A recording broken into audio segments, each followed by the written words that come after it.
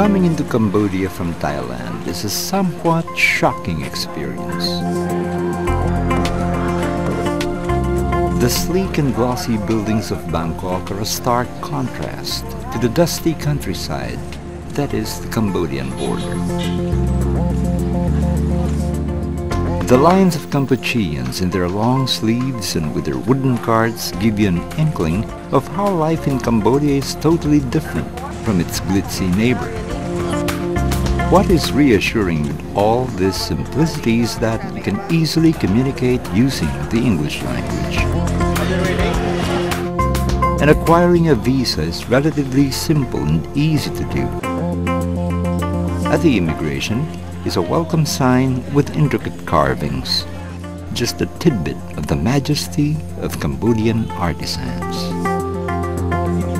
To make sure the travelers are treated well, there are government employees who will guide you through the immigration process.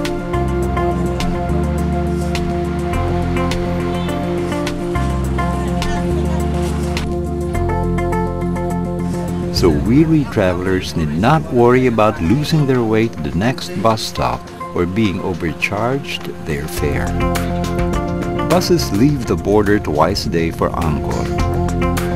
But if you can splurge a bit and want to get a couple of hours of sleep, then a hired car is your way. After all, the ride to Angkor is notorious for its dirt road and deep potholes, an adventure in itself. Riding around Angkor for a place to stay is effortless. It is hot, but not humid.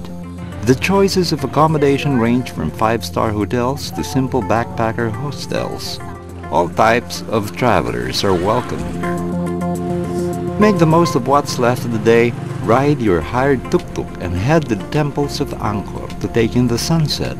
Because it's the end of the day, you can buy your ticket to see the great temples for the following day. As an added bonus, you can go into the complex for free and view the sunset over the temples.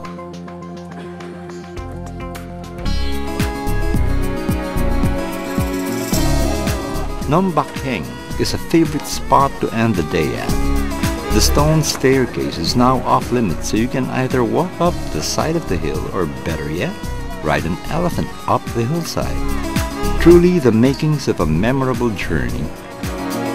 These gentle giants guide you through the cool and lush foliage and deposits you at the foot of Phnom Bakheng. Phnom Bakheng is home to the first of the temple mountains built in the vicinity of Angkor. This temple mountain has 5 tiers with 7 levels representing the 7 Hindu heavens. Each of the 5 tiers has 12 towers. A steep climb to the top reveals the summit of the temple with 4 towers at the cardinal points of the compass, as well as a central sanctuary. This is a temple after all, so you might catch devotees paying their respects, or even get a chance to chat with a monk in saffron robes. A popular sunset destination, Phnom Bakheng attracts large crowds. The travel-weary take a seat and enjoy the deep colors of the sunset washing over the surrounding forest and marvel at the beauty of nature. A truly restful way to end the day, energizing you for the grandeur you will take in at the other Angkor temples.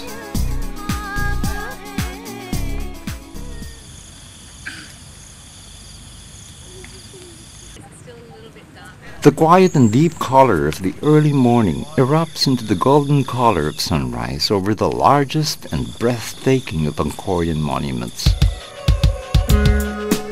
The Angkor Wat is an enduring example of man's devotion to his gods. Shrines for Buddha pepper the interior, welcoming any offerings and prayers for a spiritual journey around Angkor. The warm golden rays of early morning is the perfect time to explore the hallways and discover the stories behind the bas-reliefs of Angkor Wat. Because the softness of the morning sun gives way to harsh heat as the day passes. Angkor Wat is famous for the 3,000 heavenly nymphs called Apsara carved into the walls.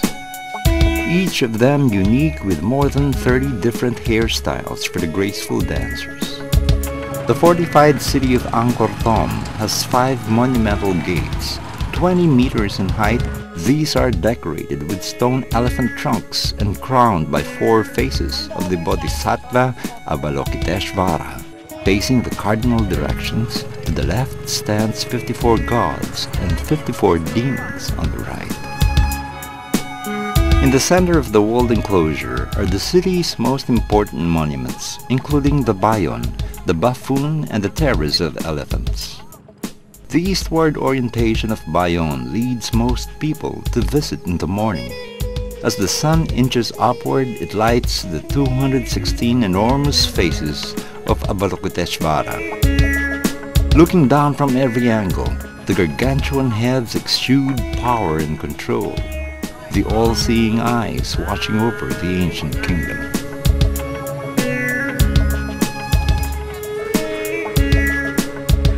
Bayon is decorated with a total of 1.2 kilometers of extraordinary bas-reliefs with 11,000 figures.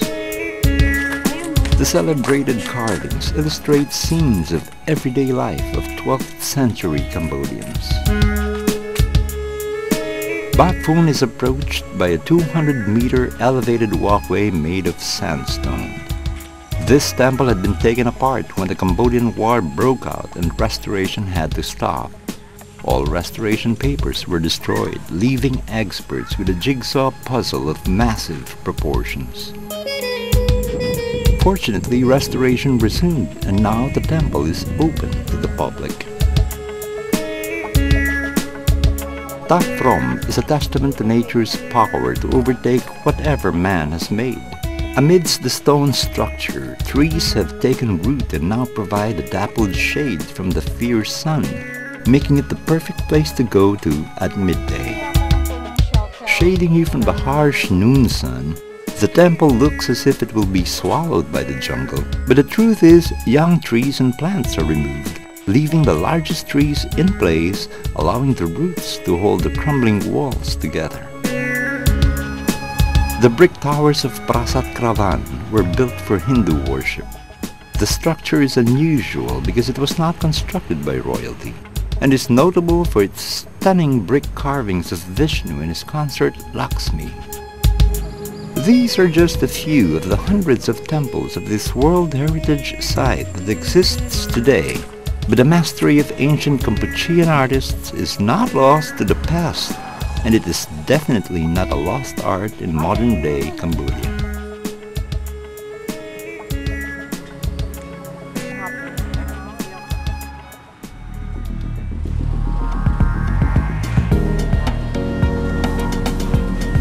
At different provinces within Cambodia, young Kampucheans are trained in the traditional craft arts, enabling them to rediscover lost ancient talent and make a living from their skills while working right in their home villages. Through endeavors like these, young Cambodians rediscover traditional handicrafts and are given the opportunity to take part in the rebuilding process their country had undertaken since the recent Cambodian War. The great tradition of the stone carvings of the Angkorian temples continues today. These craftsmen start by rough hewing slabs of sandstone into as close a shape of the final statue or carving. Ancestral techniques are used in sculpturing and ornamentation right up to the finishing stage. Then, tool marks are removed, leaving a finely smooth sculpture. As for wood sculpture, blocks of wood from the rubber tree is often used, and through a process of sculpting and embellishment, fine carvings are produced. By mastering traditional tools, the artisans learn to use the ways of olden masters, marrying it with patience and attention to details. Here, young women are trained in the art of silk painting. Silk is pulled across a frame and the artisan transfers the design using a stencil. Natural pigments are mixed and used for painting the motifs, and it is finished using a paintbrush and India ink. To make it look like the ancient murals, a wax is applied over the colors. The pieces depict scenes and rites of daily life. Each artisan has his own way of working, and through long hours of work and lots of patience, the artisan becomes a true artist. The result is that each piece is truly unique, bearing the imprint of the artisan that produced it. Set against a fine backdrop of the breathtaking temples of Angkor, an exquisite heritage of fine craftsmanship continues in Cambodia. The rediscovery of lost talents allows generations to make a living from these ancient skills, causing a revival and preservation of traditional crafts. A beautiful mix reflecting the cultural aesthetics of Cambodia.